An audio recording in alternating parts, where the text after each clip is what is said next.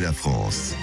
Bonsoir à tous chers amis, bienvenue dans les vraies voix qui font bouger la France jusqu'à 20h. Dans quelques instants, les voix du système D sur Sud Radio. Chaque semaine, vous le savez, on donne un coup de main, des conseils justement à tous les indépendants, les commerçants, la France qui travaille avec nos experts fiduciales. Si nous sommes reconfinés la semaine prochaine ou dans les jours qui suivent, et si les écoles sont fermées, est-ce que les indépendants pourront garder leurs salariés? Est-ce qu'il sera possible de travailler alors qu'il faudra garder les enfants? En tout cas, on va en parler dans quelques instants, juste après 19h15, les actus qui font bouger la France. Ce sera avec Tom Conan et Maxime Thiebaud sur Sud Radio.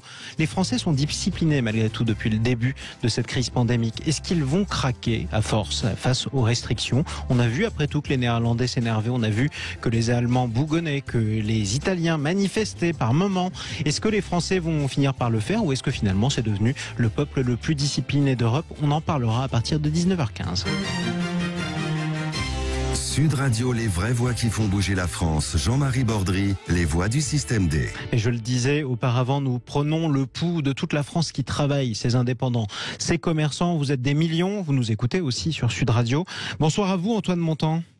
Bonsoir Jean-Marie. Et soyez le bienvenu sur Sud Radio. Vous êtes avocat et directeur du département de droit social chez Fiducial. Tout le monde est dans l'expectative en ce moment. Un conseil de défense qui était prévu demain, conseil de défense sanitaire, a été avancé de manière exceptionnelle. Il a lieu en ce moment même avec le président de la République et les ministres concernés.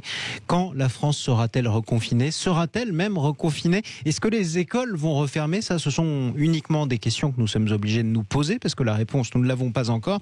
En tout cas, une chose est certaine, c'est que si par exemple le confinement est très dur, comme le premier, celui qu'on avait vécu en mars, si par exemple les écoles sont fermées, eh bien les Français qui travaillent seront obligés, pour une bonne partie d'entre eux, de rester à domicile, justement pour garder leurs enfants. Qu'est-ce que ça change pour les entreprises, pour les petites entreprises, Antoine Montan?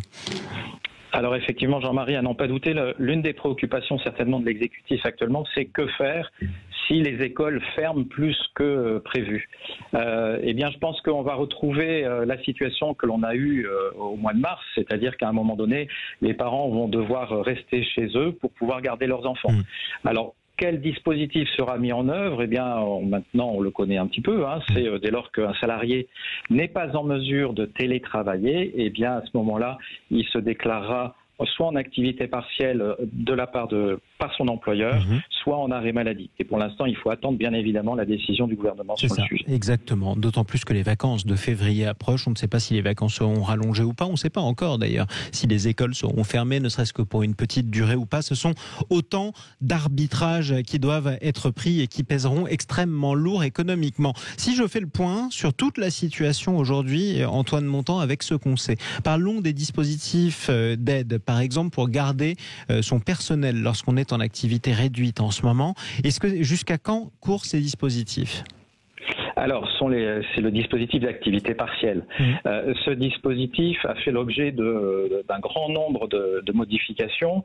Les dernières en date nous permettent de savoir que pour tous les secteurs d'activité qui ont fait l'objet d'une fermeture administrative, de restrictions sanitaires, ou bien par exemple pour les zones de chalandise des stations de ski, mais encore les activités qui sont connexes à l'ensemble de ces activités, on a un dispositif qui est maintenu, à savoir que l'ensemble des salariés perçoivent une indemnité qui est égale à 70% de leur taux horaire et l'entreprise, elle, perçoit une allocation qui est égale à 60% du taux horaire qu'elle verse à leurs salariés dans certaines limites.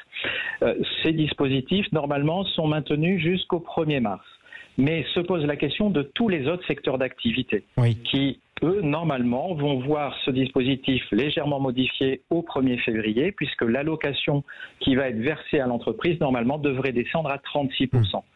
Cependant, on a quand même eu des déclarations du gouvernement disant qu'ils allaient sans doute proroger jusqu'au 1er mars, mais là encore, il va falloir attendre. Alors pourtant, le 1er février, c'est lundi, mais il va certainement falloir attendre quand même les déclarations de la ministre du Travail, qui va rassurer, on l'espère, l'ensemble des entreprises qui vont devoir placer leurs salariés en activité partielle, en leur disant qu'ils vont pouvoir encore continuer à percevoir une allocation de 60%. Donc ça, c'est le premier dispositif. Le deuxième dispositif, ça va être l'activité partielle de longue durée.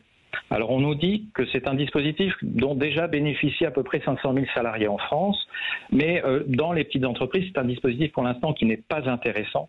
Alors pourquoi justement c'est fait pour des grandes entreprises, enfin des moyennes ou des grandes, et pas pour les petites? Alors c'est pas tellement que ce soit fait pour des grandes ou pour des petites. C'est que pour l'instant, c'est pas forcément intéressant dans le sens où l'activité partielle dite de droit commun est plus souple d'utilisation. Ça, c'est le premier point. Deuxième point, l'activité partielle de longue durée, quant à elle, nécessite de négocier dans l'entreprise ou nécessite un accord de branche, c'est-à-dire un accord au sein de la convention collective. Dernière en date, par exemple, qui a fait couler un petit peu d'encre, c'est dans les hôtels, cafés, restaurants, où au niveau de la branche, un accord a été signé, mais deux organisations syndicales s'y sont opposées. C'est-à-dire qu'il va falloir non pas se référer à la convention collective, mais tout simplement négocier entreprise par entreprise. Et c'est vrai que la négociation, c'est pas naturel dans la petite entreprise. Non, c'est pas naturel et c'est assez difficile, surtout quand c'est extrêmement pressé. Autre question qu'on peut se poser peut-être, on en est réduit aujourd'hui, alors moi c'est pas très grave, je suis journaliste, c'est presque mon métier, mais vous c'est un peu plus inquiétant. Antoine Montan, vous êtes avocat, directeur du département de droit social chez Fiducial. On en est réduit à des conjectures, on ne sait pas ce qui va se passer, on en est réduit aussi à comparer avec ce qui s'est déjà passé. Si je repars et si je reprends l'expérience du tout premier confinement, qu'est-ce qui avait été extrêmement compliqué pour les entreprises qu'il va falloir essayer d'éviter ? Alors, ce qui a été compliqué, c'est la traduction des déclarations du gouvernement dans les faits.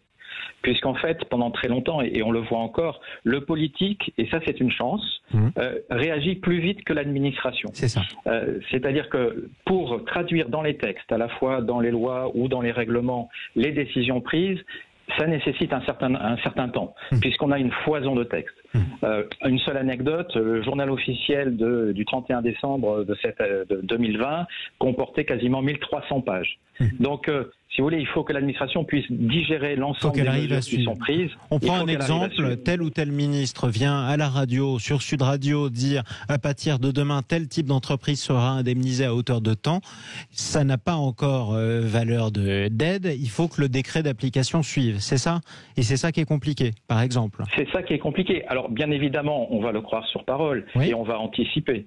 Mais malgré tout, il est évident que c'est très compliqué pour les conseils, que ce soit les cabinets d'expertise comptable, les avocats, d'anticiper et de rassurer le client en disant « ne vous inquiétez pas, la ministre l'a dit, donc on va pouvoir le faire ». Dernière question qu'on peut vous poser, Antoine Montan. Quel conseil donnez-vous aux indépendants, aux chefs de très petites entreprises pour organiser le télétravail, si jamais ils doivent le faire? Quels sont les pièges dans lesquels il ne faut pas tomber? Alors, le télétravail, pour pas tomber dans le piège, c'est avant tout la discussion avec les salariés. Alors certes, la crise, elle est extérieure à l'entreprise. Tout le monde l'a subie. Donc il ne faut pas que le salarié ait l'impression que c'est une décision de l'employeur. Et il ne faut pas que l'employeur non plus ait l'impression que le salarié lui impose. C'est avant tout le résultat d'une négociation, d'une discussion et que chacun comprenne qu'il faut faire des efforts en termes d'organisation. Encore une fois, le télétravail a pour avantage que le salarié continue de travailler. Donc continue de percevoir une rémunération normale. Et de poursuivre son activité aussi pour l'entreprise. Et poursuivre son activité. Et pour le chef d'entreprise, qui ne voit plus son salarié dans ses locaux, il va falloir aussi qu'il s'en inquiète régulièrement, qu'il garde contact avec lui pour pas que, au bout de plusieurs semaines, il y ait un retour qui soit un peu plus compliqué et que le contact se relâche. Communiquer. Parlez-en quand c'est possible, parce qu'effectivement, il y a un certain nombre de métiers pour lesquels le télétravail, par définition, n'est pas possible. Si vous êtes, par exemple, chef d'une petite entreprise de maçonnerie, ce sera difficile de télétravailler pour le coup. Mais effectivement, il va falloir surveiller la situation qui devrait évoluer dans les prochains jours. En tout cas, merci beaucoup. Antoine Montan, avocat, directeur du département de droit social chez Fiducial. La suite des vraies voix qui font bouger la France. Dans un instant, les actus qui font bouger la France. Les Français vont-ils finir par craquer ou pas? Regardez les Néerlandais qui manifestent et qui créent même des émeutes pour certains d'entre eux contre un simple couvre-feu presque moins dur que le nôtre. Regardez les manifestations qui ont pu avoir lieu dans d'autres pays, parfois violentes comme en Italie ou en Espagne, voire même en Allemagne avec des milliers de personnes dans les mois qui précèdent. Pourquoi les Français sont-ils si sages? On en parle dans un instant avec Tom Conan et Maxime Thiebaud.